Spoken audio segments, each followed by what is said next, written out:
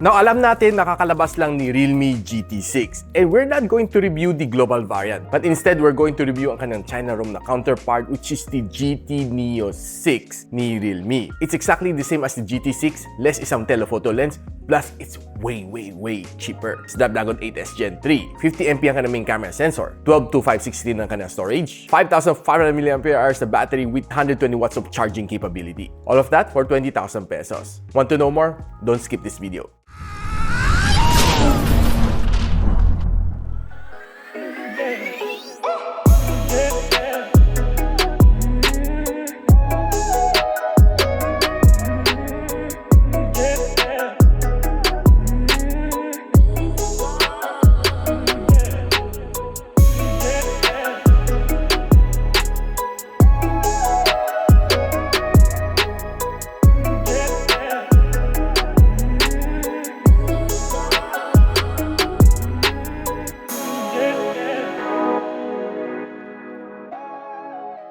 Now, itong Realme GT Neo 6 na may 12 gigs of RAM and 256 GB of storage has a price point of around 20,000 to 21,000 pesos depende sa mga vouchers na ina-apply nyo, which nabili ko to sa Lazada. I'll post the link on the description box below. Now, si GT6 alam natin na naglabas siya at 34,999.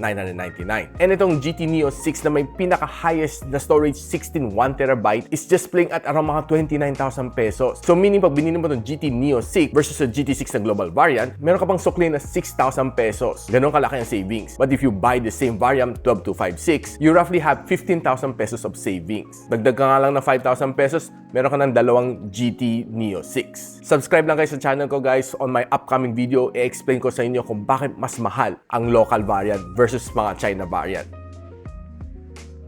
So, what's nice din dito sa kanya sa GT Neo 6, meron siyang tatlong color variant. May green, may purple, and may silver. Samantalang si GT6, dalawa lang kanyang color. Meron siyang green, and meron siyang silver. Wala siyang purple. Sorry na lang sa mga bumili ng local, wala kayong purple color. Now, honestly, itong kanyang form factor is almost the same sa GT Neo 6 SE. Yung kanyang itsura sa likod is exactly almost the same. Personally, I like the way yung kanyang design. It's really nice, very simple lang siya. Except na siguro yung likod niya medyo shiny, so maraming fingerprint smudges. And maganda rin kanyang pagka-curve dito sa likod, so meaning hindi siya edgy. And this phone has a plastic back cover, plastic frames, and Corning Gorilla Glass Victus 2 protection. And by the way guys, this one is IP65 rated and I did not tell you na ibabad nyo sa tubig ito. Now, alam natin ang kanyang processor is one of the most affordable na Snapdragon 8 series. It's the Snapdragon 8S Gen 3 and nakakuha siya ng 1.43 million points dito sa Antutu benchmark. Kunti na lang, it could have reached 1.5 million. And this is the breakdown score. 2,700 kanyang loop score and 59% ang kanyang stability dito sa OneDrive Extreme. Looking good naman kanyang thermals and in throttle to 84% ng kanyang best performance. And ito ang kanyang score sa Geekbench sa kanyang CPU benchmarking. Dito naman sa GPU benchmarking.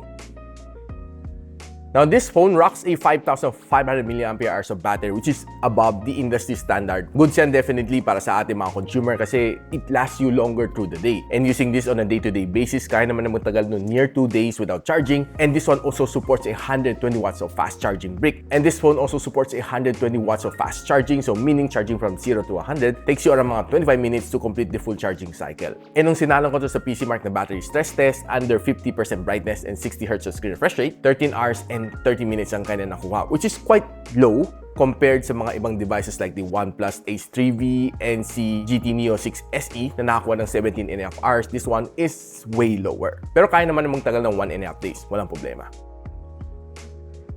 Now, ang kanyang display is a 6.78-inch na LTPO AMOLED display. It has a max brightness na 6,000 nits and it also supports HDR10+.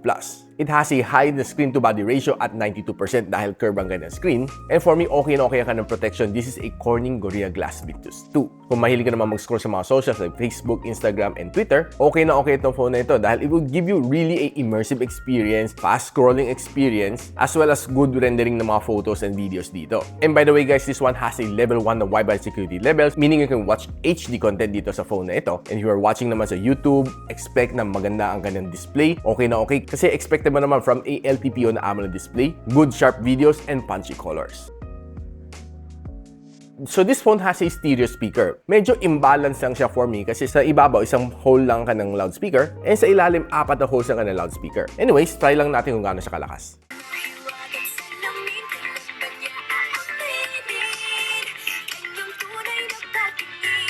So trying one of the popular song ni Bilhin, I would say okay ang kanyang sound. Kahit isagad mo siya, hindi siya sabog. Almost flagship level ang kanyang sound, pero kulang pa ng konti.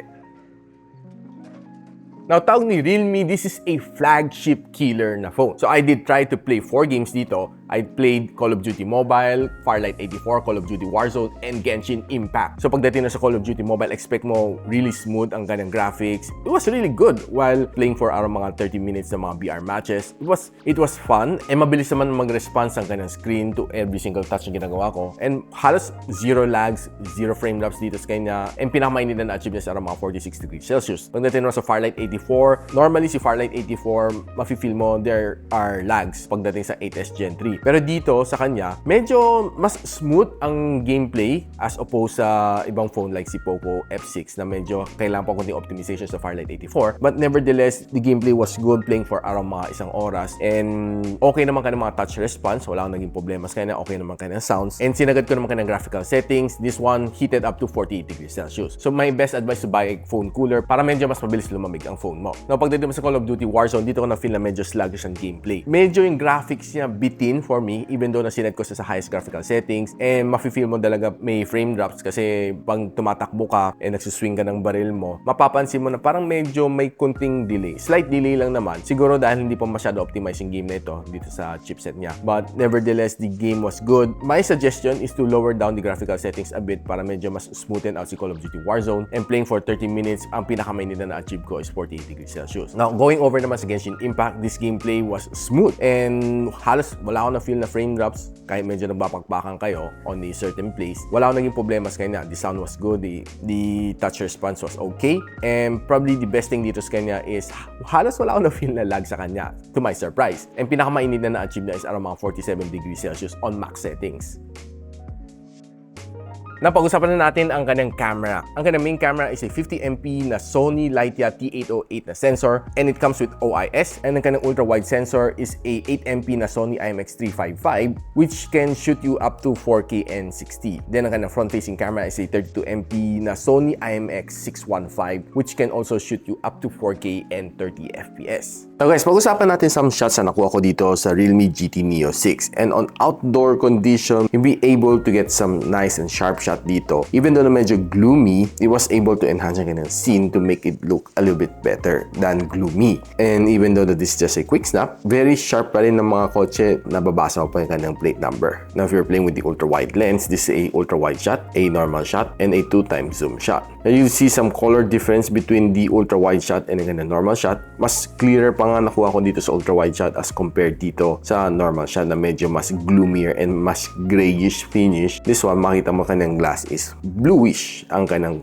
datingan. If you like yung mga portrait shot, itong camera nito was able to give me some really good portrait shot, and it was able to separate the background sa kanyang subject, and it looks really nice, except that hindi lang ganun ka-blurry ang kanyang background dito. And taking some of these greens, I would say na this is a little bit more saturated than green color as compared sa nakikita ko with my naked eye. If you're taking in plan shot, kaya-kaya na perform, and it was able to give me some nice snaps dito, and it was really fast naman mag-capture. And taking this quick snap, I would say na, uy, maganda ang kanyang pagka-capture. Kuhang-kuha mo lahat na nasa foreground mo. And yung kanyang background dito, yung building is clear but hindi na ganun ka-sharp. Now, if you're taking some street photography ng mga food while you're walking, makita mo these snaps are really good. To be honest with you, it looks quite yummy, itong mga shots na ito. Now, kung dinala mo naman ito sa indoor low light condition, I'm pretty sure na kaya-kaya ng perform. Medyo madilim itong mga area na ito. It's really giving me some really nice snaps. And even itong mga ornaments nito, pag zoom in mo, very clear pa rin siya. Now, kung hiling mo naman food photography, expect this camera to perform dahil maganda siya kumuha ng mga shots on mga food, mga cakes, mga pastries. Expect this to be a really good performer. If you're a food lover and mahilig ka sa mga food shots, this would definitely give you some really nice yummy shots. If you're trying to take some flower shots indoors, well, sharp, and very decent ang mga nakukuha ko dito sa camera niya. Now, if you're trying the front-facing camera on outdoor, expect some really nice, good shots dito sa kanya. And honestly, okay siya. Even though there are times na medyo a little bit overexposed siya kasi medyo nakatapat sa akin ng araw. But nevertheless, okay ang kanyang camera when it comes to outdoors. When it comes to indoors, mapapansin mo, it's a little bit softer. Hindi na siya ganun ka-sharp katulad ng outdoors. But still, it was able to give me some really nice snaps like this one and this one. Now, using the front-facing camera, taking a 4K video, I'd say stable siya. I was just walking using my bare hand dito and quite okay ang kanyang video resolution. Probably not the best, but I would say it's pretty good. Now, using its rear camera, taking a 4K video, I would say maganda ang kanyang video resolution at 4K and 60. Quite stable ang kanyang camera. Hindi siya shaky, even I'm just using my bare hand and wala akong gimbal na hawak. Now guys, nahimay na natin ang GT Neo 6. Ang kanyang performance is really good and probably you'll also get the same performance sa GT6 na global release. And I would say na siguro lacking a telephoto lens is not really too much of a deal breaker for me dahil the price difference is so big at 15,000 pesos. Now if you want to support local and bigyan hanap buhay mga promodizer, buy the realme GT6. But if kung nagtitipid ka and you want the same performance ng GT6, less the telephoto lens, get the GT Neo 6. I'll be posting all of the official link on the description box below kung saan nyo pwede mabili ang GT Neo 6 and GT6. So guys, of course, stay tuned kayo dito sa aking channel dahil i-discuss natin bakit mas mahal ang local versus ang China variant ng GT6. So if you like this video, don't forget to like and share it to your friends, and a sub to this channel is definitely awesome. I'll see you in the next one. And so, ako para si Richmond, and you're watching Gadget Sidekick. What's up? Like and subscribe to my channel. Don't forget to hit that notification bell. For one of my latest uploads, click the dito. And for one of my popular uploads, click here.